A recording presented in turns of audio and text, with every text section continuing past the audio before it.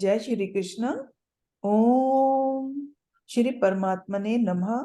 Shrimad Bhagavad Gita second chapter श्लोक number 45। भगवान उवाच त्रैगुण्य विषया वेदे निस्त्रैगुण्यो भवार्जुन निर्द्वंदो नित्य सत्वस्थो निर्योगक्षेम आत्मवान। हे अर्जुन, वेद उपर्युक्त प्रकार से तीनों गुणों के कार्य रूप समस्त भोगों एवं उनके साधनों का प्रतिपादन करने वाले हैं।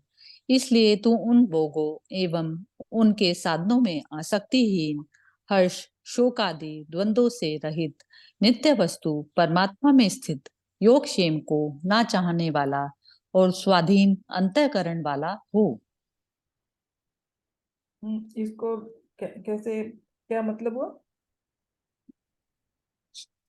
अब इसमें भगवान अर्जुन को बोल रहे हैं कि वेद उपर्युक्त प्रकार से तीनों गुणों के, अब ये जो हमारा जो मन है वो तीनों गुणों के, एक तो जो शरीर के लेवल पर होता है, तीनों गुण शरीर के लेवल पर काम करते हैं कि जैसे रजस, तमस और सत्व, ये तीनों जो है गुण माने जाते हैं।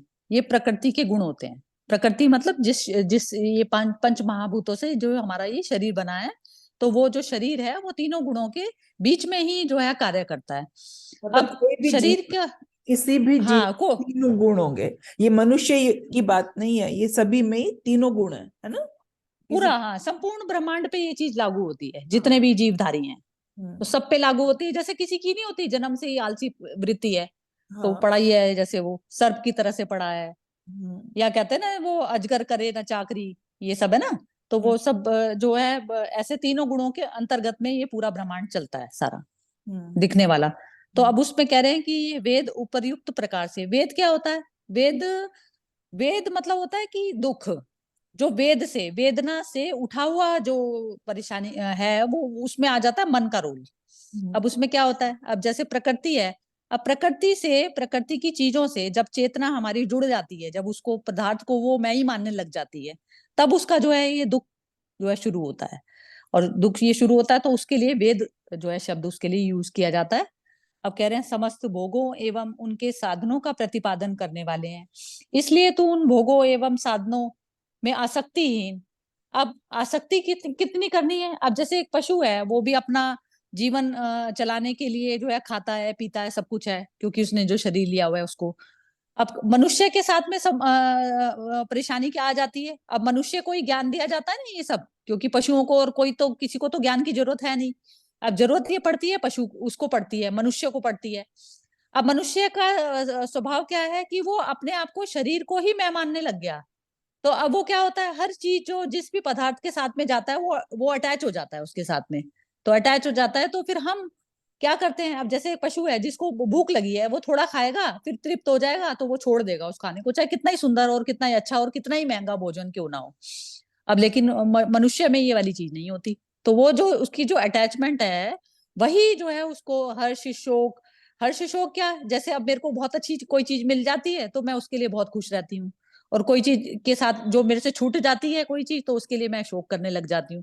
तो ये जो द्वंद्व जो पैदा हो जाते हैं मनुष्य के, ये मनुष्य का जैसे ही मन उसमें बीच में आ जाता है तो तब हो जाता है, क्योंकि जो चेतना की आसक्ति उस पदार्थ के साथ में हो गई, तो वहां पर मन निर्मित होने लग जाता है।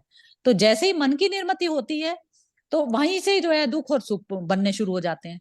तो उस चीज को जो बोला गया वेद, तो उस प्रकार की जो स्थितियां होती है, तो मनुष्य यदि अपने आप को देखने लग जाए ना, तो ये सब चीजें उसको खुद समझ में आने लग जाएगी।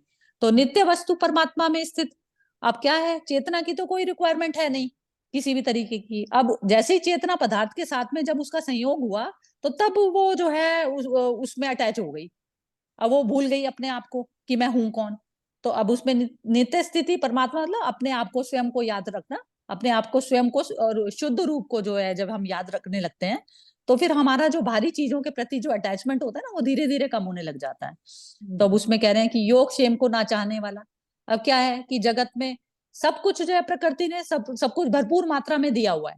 तो अब उसमें योग क्षेम क्या, योग क्षेम ये कि हम, हमारे मन से चिंता करने से कुछ भी नहीं होने वाला है। जब हम कोई भी चीज को प्राप्त करने के लिए शारीरिक श्रम करते हैं या प्रयास करते हैं उस चीज को प्राप्त करने के लिए, तो वो चीज मिलनी आवश्यक ही है। और कोई चीज होनी भी है तो एक जो हमारा जो शरीर का जो लेवल है तो वो बहुत कम है, लेकिन क्या है, मन मन उसके साथ में अटैच हो जाता है, तो वो चिंता लगाने लगता है कि ये जो है चीज मेरे से छूट जाएगी तो मेरा क्या होगा। तो वो जो इसमें बता रहे हैं कि चिंता से मुक्त होकर और तभी आप जो है आप अपने काम पर भी ध्यान दे सकेंगे, सब कुछ कर सकेंगे। तो ये चीज जो है योगक्षेम ना चाहने वाला उस स्थिति की बात कर रहे हैं। स्वाधीन अंतःकरण वाला, अंतःकरण की स्थिति तब होती है जब मनुष्य को पूरी तरह से अपनी याद होती है कि मैं चेतना हूँ, मैं शरीर नहीं हूँ। तो स्वाधीन अंतःकरण उसका तभी हो पाता है। अदरवाइज तो आप जो है उसमें पदार्थ में अटैच होंगे ही होंगे, यदि आपने अपने आप को शरीर माना है तो। तो इसको हम ऐसे समझ सकते हैं कि कोई भी काम हम कर रहे हैं, चाहे अर्जुन युद्ध क्षेत्र में कर रहा है, या हम घर में बैठ के कर रहे हैं, या हम बाजार जा रहे हैं, या किसी दुकान में खरीदारी कर रहे हैं, तो हमको उसी काम में ही लगना है। उसके नेगेटिव पॉजिटिव मतलब जो हमारा उद्देश्य था उसके अलावा अगर हमने कुछ इधर उधर सोचा तो हम उसमें योग में नहीं है, और फिर हमारे उसके अंदर विचार बनने शुरू हो गए।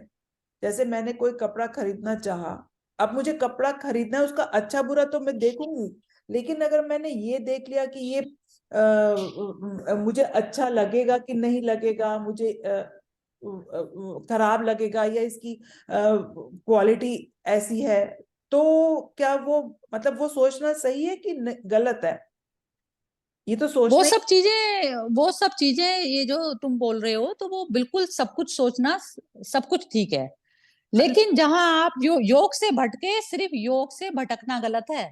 कि हाँ, मेरी हमेशा इस भाव में काम होना जरूरी है कि चेतना, मैं चेतना हूं, ये रिक्वायरमेंट शरीर की पैदा है, तो शरीर के लिए मैं ये कर रही हूँ, ये चीज का चेतना को पूरी तरह से आभास होना चाहिए। मैं तो तृप्त हूँ, ये शरीर को ढकने के लिए मुझे कपड़ा चाहिए।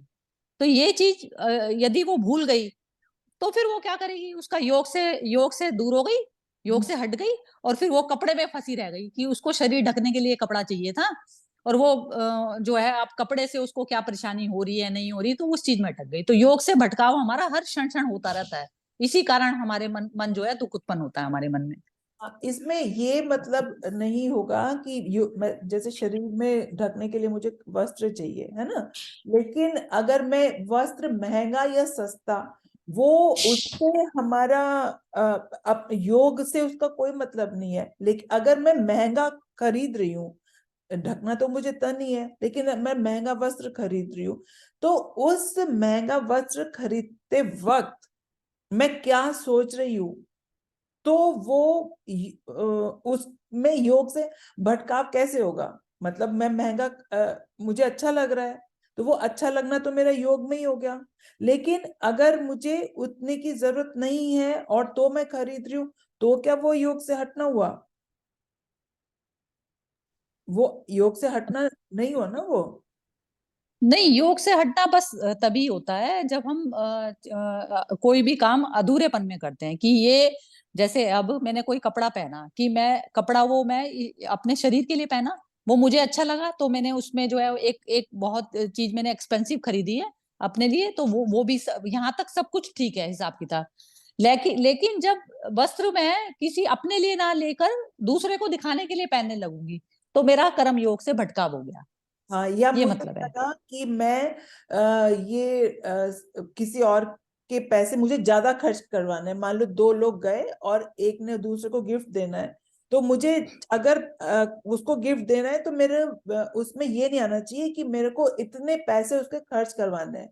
मेरे को जो पसंद आ रहा है बस वो मुझे खरीदना है ना। अगर मैंने मेरे मन में ये विचार आ गया कि मुझे उसके ज्यादा पैसे खर्च करवाने हैं या मुझे कम खर्च करवाने हैं, तो वो योग नहीं हुआ। बिल्कुल बिल्कुल, अच्छी तरह से ठीक है, बिल्कुल परफेक्ट। अच्छा, चलो 46 भी कर लेते हैं श्लोक। ठीक है। यावान अर्थ उद्पाने सर्वतः संप्लुदो संप्लुतोदके तावान सर्वेषु वेदेषु ब्राह्मण्य से विजानता। सब ओर से परिपूर्ण जलाशय के प्राप्त हो जाने पर छोटे जलाशय में मनुष्य का प्रयोजन रहता है। ब्रह्म को तत्व से जानने वाले ब्राह्मण का समस्त वेदों में उतना ही प्रयोजन रह जाता है। हम्म, क्या क्या समझे इसमें?